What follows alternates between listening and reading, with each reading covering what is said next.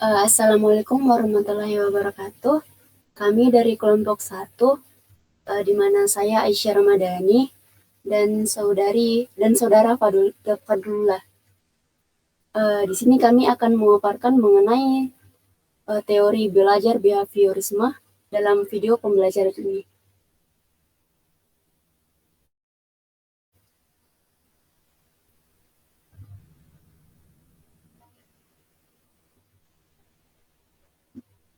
Pengertian teori belajar behaviorisme. Teori belajar behaviorisme menekankan bahwa pembelajaran terjadi melalui perubahan perilaku yang dapat diamati akibat interaksi dengan lingkungan. Behaviorisme menolak pendekatan introspektif yang memfokuskan pada proses mental internal yang tidak dapat diamati seperti pikiran, yakni perasaan. Pendekatan ini menganggap bahwa segala bentuk perilaku manusia dapat dijelaskan melalui proses belajar yang melibatkan pengkondisian atau conditioning, baik melalui classical conditioning maupun operant conditioning. Oleh karena itu, teori ini mentitik beratkan pada observasi perilaku yang tampak dan terukur, serta pengaruh lingkungan eksternal sebagai faktor utama yang mempengaruhi proses belajar. Next. Lalu, adapun sejarah teori behaviorisme, yang pertama itu menurut Ivan Pavlov. Ivan Pavlov, seorang fisiolog Rusia, adalah salah satu tokoh pertama yang mengembangkan konsep classical conditioning melalui eksperimennya dengan anjing. Pavlov menemukan bahwa hewan dapat dilatih untuk memberikan respon tertentu terhadap stimulus yang sebelumnya tidak memiliki arti apapun bagi mereka. Yang kedua, John B. Watson, di mana ia seorang psikolog Amerika, pendiri behaviorisme sebagai aliran psikologi yang formal. Dalam artikel terkenalnya Psikologi as the Behaviorist, Watson menegaskan bahwa psikologi harus mempelajari perilaku yang dapat diamati secara langsung, bukan proses mental yang tidak dapat diukur. Lalu yang ketiga itu Skinner, di mana ia seorang psikolog Amerika, yaitu mengembangkan konsep operant conditioning atau pengkondisian operan pada tahun 1970-an. Skinner baru fokus pada bagaimana konsekuensi dari perilaku memengaruhi kemungkinan terjadinya perilaku tersebut di masa depan. Menurut teori operant conditioning, perilaku yang diikuti oleh konsekuensi yang menyenangkan atau menguntungkan disebut penguatan atau reinforcement, di mana cenderung diperkuat dan diulang, sedangkan perilaku yang diikuti oleh konsekuensi yang tidak menyenangkan atau hukuman cenderung melemah atau berhenti. Next. Lalu adapun prinsip-prinsip utama behaviorisme, yang pertama itu classical conditioning, adalah bentuk pembelajaran asosiatif yang pertama kali dikenalkan oleh Ivan Pavlov melalui eksperimennya dengan anjing. Konsep ini didasarkan pada gagasan bahwa stimulus netral atau seperti bunyi lonceng dapat diasosiasikan dengan stimulus alami, seperti makanan yang secara alami memicu respons fisiologis, seperti keluarnya air liur. Setelah beberapa kali pengulangan, stimulus netral saja cukup untuk memicu respons tersebut tanpa kehadiran stimulus alami. Proses ini disebut sebagai pembelajaran asosiasi. Lalu yang kedua, operant conditioning. B.F. Skinner memperkenalkan operant conditioning yang berbeda dari classical conditioning karena lebih berfokus pada bagaimana perilaku dipengaruhi oleh konsekuensinya. Dalam operant conditioning ini, perilaku dikontrol oleh penguatan atau reinforcement dan hukuman dengan tujuan untuk meningkatkan atau mengurangi perilaku tertentu. Lalu yang ketiga itu generalisasi, diskriminasi, dan pemadaman. Dalam hal ini itu dibagi menjadi 3 proses penting dalam klasikal dan operant conditioning. Itu yang pertama itu generalisasi. Terjadi ketika respons yang dipelajari terhadap stimulus tertentu meluas ke stimulus lain yang serupa. Misalnya, jika seorang anak takut pada anjing besar, ia mungkin juga akan merasa takut pada anjing kecil, meskipun anjing kecil tersebut tidak pernah menyebabkan ketakutan sebelumnya. Lalu yang kedua, diskriminasi adalah kebalikan dari generalisasi. Ini melibatkan kemampuan untuk membedakan antara stimulus yang mirip dan memberikan respons yang berbeda. Misalnya, jika seorang anak takut pada anjing besar tetapi tidak takut pada kucing, anak tersebut menunjukkan kemampuan diskriminasi. Dalam pembelajaran diskriminasi, penting untuk memastikan bahwa respons yang dipelajari hanya terjadi dalam situasi yang relevan. Lalu yang ketiga, pemadaman, yaitu proses di mana perilaku yang dipelajari berkurang atau hilang ketika stimulus penguatan tidak lagi diberikan. Dalam contoh Pavlov, jika lonceng terus dibunyikan tanpa diikuti oleh makanan, anjing akan berhenti mengeluarkan air liur seiring waktu.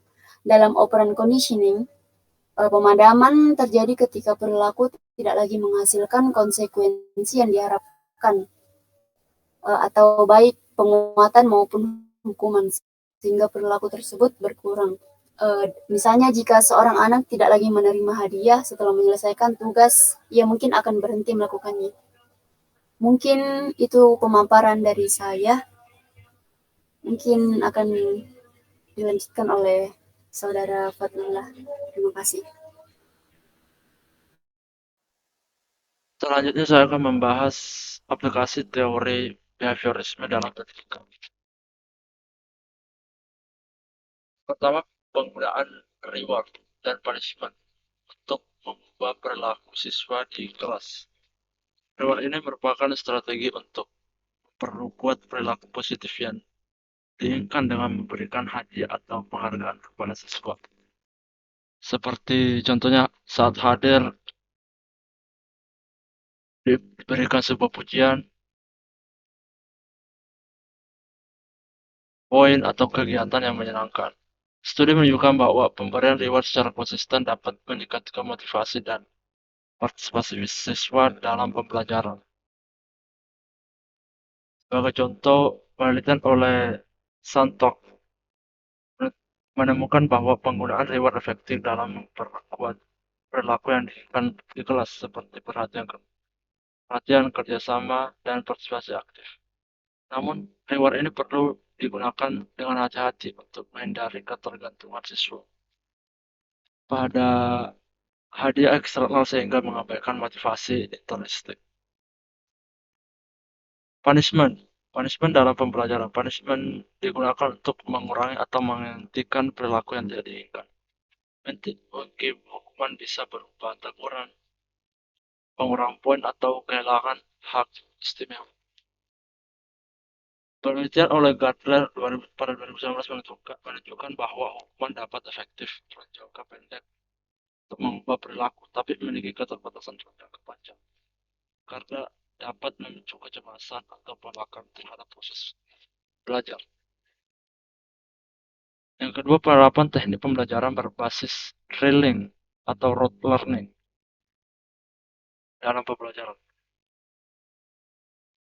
Drilling adalah teknik pengulangan untuk memperkuat ingatan dan keterampilan dasar. Teknik ini sering digunakan dalam pembelajaran bahasa, matematika, dan keterampilan lainnya yang membutuhkan penguasaan fakta atau prosedur. Berdasarkan penelitian oleh Brown pada 2020, teknik drilling efektif dalam meningkatkan kecepatan dan kecepatan respons siswa terhadap tugas yang bersifat rutin atau mekanis. Namun, teknik ini memiliki kelemahan, yaitu kurangnya pengembangan keterampilan berpikir kritis atau kreatif. Rote learning atau hafalan adalah teknik dengan mengulang-ulang informasi secara verbal untuk diingat. Teknik ini berguna untuk menghafal fakta dasar atau informasi yang perlu diingat dalam jangka waktu yang pendek. Menurut penelitian yang dilakukan oleh Rudiger dan Butler pada 2019, rote learning bisa efektif untuk tugas yang tukar ingatan jangka pendek, tapi tidak membantu pemahaman konsep secara mendalam. Selanjutnya, manajemen kelas melalui teknik modifikasi perilaku. Melibatkan penerapan prinsip-prinsip Biorisme untuk mempengaruhi perilaku siswa dengan menggunakan sistem token, penguatan positif dan negatif, serta teknik modifikasi perilaku. Sistem token memberikan insentif berupa poin atau hadiah untuk perilaku yang diinginkan. Sementara penguatan positif dan negatif melibatkan pemberian imbalan atau penghapusan stimulus yang tidak menyenangkan untuk memperkuat atau mengurangi perilaku tertentu. Teknik modifikasi perilaku mencakup penerapan aturan yang konsisten dan memberi umpan balik yang segera, membawa siswa memahami ekspektasi dan konsekuensi dari tindakan mereka. Ada beberapa kritik terhadap teori Berberisme. Yang pertama, tidak memperhitungkan kesadaran manusia. Teori ini dianggap gagal untuk memperhitungkan faktor kesadaran manusia dan motif-motif tidak sadarnya. Aliran ini sering dikritik karena tidak mempertimbangkan pengalaman subjektif masing-masing individu, seperti cinta, kebenaran, keimanan, harapan, dan putus asa. Kedua tuh, teori Berberis ini menganggap manusia sebagai mesin, menganggap manusia sebagai homo mechanicus yang dapat dikendalikan perilakunya melalui pelazinan atau conditioning.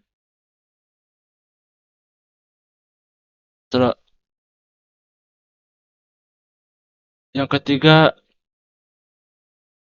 teori ini berfokus pada stimulus respon. Teori ini terlalu fokus pada stimulus respon yang tidak memperhatikan motivasi internal seperti kebutuhan atau dorongan internal. Hal ini membuat teori ini kurang efektif dalam menjelaskan proses belajar yang lebih kompleks, yang dapat mengurangi kreativitas dan aktivitas peserta didik. Teori behavioristik sering dikritik karena kurang mendukung kreativitas dan aktivitas peserta didik. Peserta didik dianggap sebagai murid pasif yang hanya mendengar dan menghafal informasi yang disampaikan oleh guru, sehingga kurang mendukung pengembangan kreativitas dan kemampuan berpikir yang lebih tinggi. Selanjutnya, keterbatasan dalam memahami proses belajar yang kompleks dan aspek kognitif.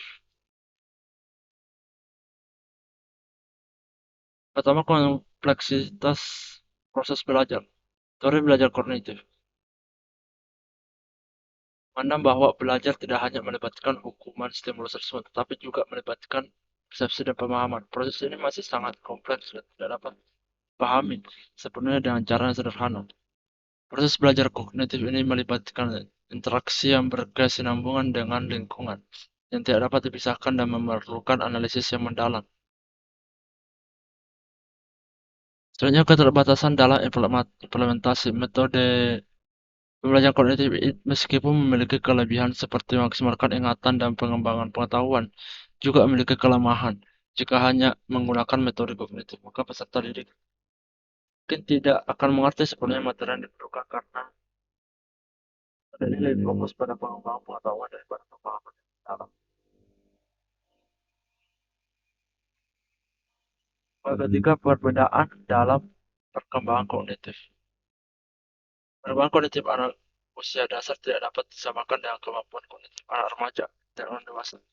Anak usia dasar masih terbatas dalam hal-hal yang bersifat konkret dan nyata sehingga memerlukan pendekatan lebih spesifik dalam proses pembelajaran. Selanjutnya, ketergantungan pada konteks.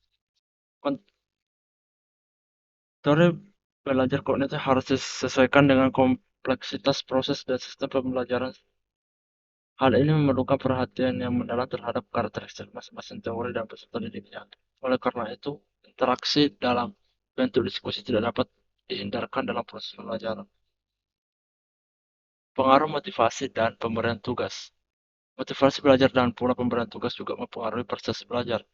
Anak yang memiliki motivasi tinggi dan pola Berian tugas yang tepat cenderung memiliki prestasi yang belajar yang lebih baik. Hal ini menunjukkan bahwa aspek kognitif juga dipengaruhi oleh faktor-faktor eksternal seperti motivasi dan kemauan belajar.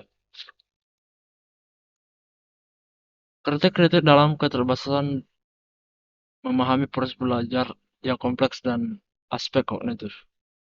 Pertama, fokus pada tingkah laku eksternal. Teori berbasis fokus pada tingkah laku eksternal seperti respon terhadap stimulus dan perilaku yang dapat diamati. Namun ini tidak perhatikan proses mental atau kognitif yang lebih dalam seperti pengolahan informasi, emosi, dan aspek kejiwaan lain. Tidak mengakomodasi perubahan kognitif. Teori berbasis tidak mempertimbangkan perubahan kognitif yang terjadi dalam proses belajar. Hal ini berarti bahwa teori ini tidak dapat menjelaskan bagaimana individu memiliki struktur kognitif mereka untuk memahami informasi baru atau menghadapi situasi baru. Sebenarnya keterbatasan dalam mengembangkan kemampuan berpikir. Teori Barosme cenderung mengarah pada pembentukan perilaku yang dapat diamati, tetapi tidak secara langsung mempromosikan pengembangan kemampuan berpikir yang lebih abstrak dan konseptual. Hal ini berarti bahwa individu tidak diberi kesempatan untuk mengembangkan kemampuan berpikir yang lebih kompleks dan kreatif. Dapat tidak mengakui peran mental dalam belajar. Teori ini tidak mengakui peran mental dalam belajar. Proses belajar ini berarti bahwa teori ini tidak mempertimbangkan bagaimana informasi proses diingat dan diadaptasi oleh otak, serta bagaimana proses berinteraksi dengan lingkungan dan pengalaman dari individu. Terakhir, keterbatasan dalam mengukur kecerdasan. Teori ini seringkali mengukur kecerdasan tak hanya melalui aspek kognitif yang lebih rendah seperti pengetahuan, pemahaman, tanpa mempertimbangkan aspek kognitif yang lebih tinggi seperti analisis, sintesis, dan evaluasi.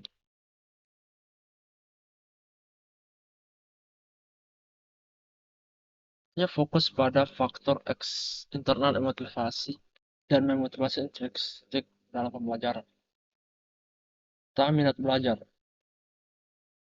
Faktor internal yang paling signifikan dalam memotivasi intrinsik adalah minat belajar. Siswa yang memiliki minat yang kuat terhadap materi pembelajaran cenderung lebih termotivasi untuk belajar dan mencapai tujuan akademis.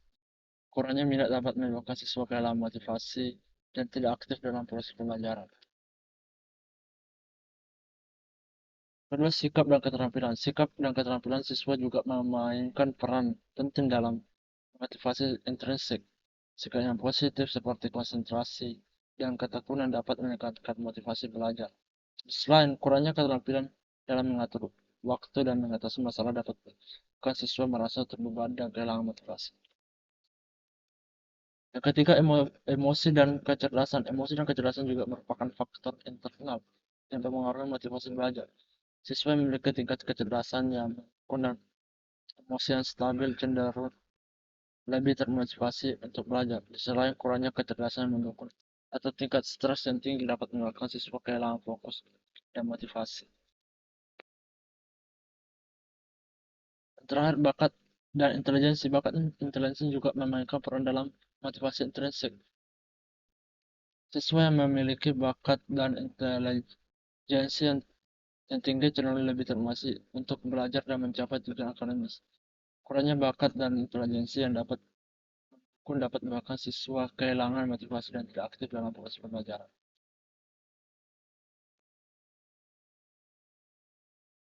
Terakhir, saya akan membaca kesimpulan dari teori pembelajaran beasiswa. Teori belajar behaviorisme adalah pendekatan dalam psikologi yang menekankan perubahan perilaku sebagai hasil dari interaksi antara individu dan lingkungannya. Fokus utama dari teori ini adalah ada perilaku yang dapat diamati dan diukur dengan sedikit perhatian pada proses mental internal melalui konsep seperti pengkondisian klasikal dan pengkondisian operan. Behaviorisme telah memberikan kontribusi penting dalam memahami bagaimana perilaku manusia dan hewan dapat dibentuk dan diubah. Namun meskipun teori behaviorisme memberikan kerangka kerja yang kuat untuk memahami aspek-aspek tertentu dari pembelajaran, teori ini memiliki keterbatasan, terutama kurangnya perhatian pada proses kognitif dan motivasi intrinsik. menunjukkan bahwa behaviorisme mungkin tidak sepenuhnya mampu menjelaskan semua aspek dari proses pembelajaran yang kompleks. Mungkin hanya itu dari kami. Kurang dan lebihnya mohon dimaafkan. Wassalamualaikum warahmatullahi wabarakatuh.